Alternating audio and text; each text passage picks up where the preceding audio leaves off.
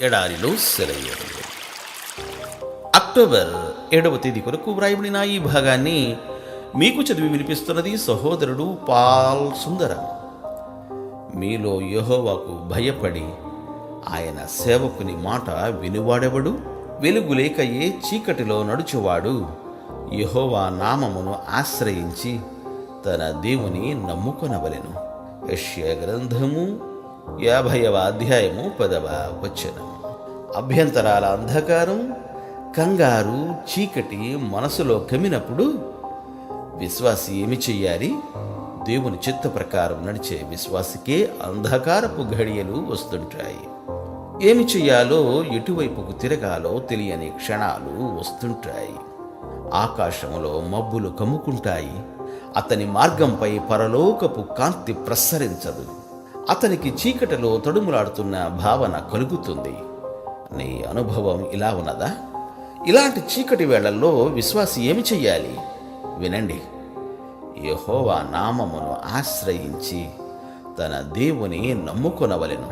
మొట్టమొదటిగా ఏమీ చెయ్యకుండా కూర్చోవాలి. మన మానవ స్వభావానికి ఇది చాలా కష్టం. ఒక సామెత ఉంది, కంగారు పడినప్పుడు పరుగులెత్తకూడదు. వేరే విధంగా చెప్పాలంటే, ఏం చెయ్యాలో తెలియనప్పుడు ఏమీ చెయ్యకూడదు అని. ఆత్మీయమైన మసక చీకటి కమ్మితే తెగించి ముందుకు దూకకూడదు. నీ జీవిత గమనాన్ని తగ్గించు. అవసరమైతే నీ నావకు లంగరు వేసెయ్యి. కేవలం దేవుని మీద నమ్మకం పెట్టుకో. మనం నమ్మకం ఉంచితే ఆయన పని చేస్తాడు. మన ఆందోళన ఆయన చేతుల్ని కట్టేస్తుంది. మన మనస్సులు అన్యాక్రాంతమై ఉన్నప్పుడు మన హృదయాలు కలవరపడతాయి. మనలను కమ్ముకున్న చీకటి మనలను భయపెడితే తప్పించుకునే మార్గం కోసం అటు ఇటు వ్యర్థంగా పరుగులు పెడుతూ ఉంటే దేవుడు మనకేమీ సహాయం చేయలేడు. దేవుని శాంతి మన మనస్సును చక్కబెట్టి మన హృదయానికి సెదజీరుస్తుంది. పసి పిల్లవాడిలాగా మన చేతిని ఆయన చేతిలో వెయ్యాలి.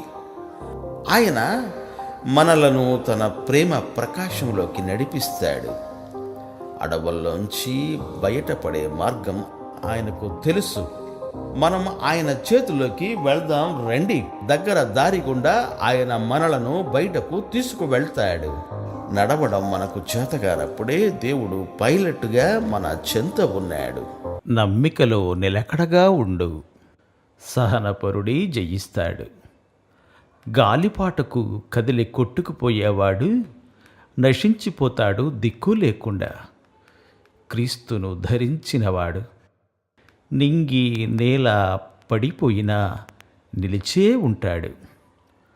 ఆవేదన ఎంతో కాలం ఉండదు. మట్టి కలిసిన ఆశ మళ్ళీ పల్లవిస్తుంది. తుఫాను నిమ్మళించాకే అరుణోదయం. సిలువ పదము పరలోకానికి బాట. రాజ్యం తండ్రిదే. నమ్మండి హృదయమా, స్థిరంగా ఉండు. దేవుడు మేము దీవించుగాక. ఆమెన్. ఆమెన్.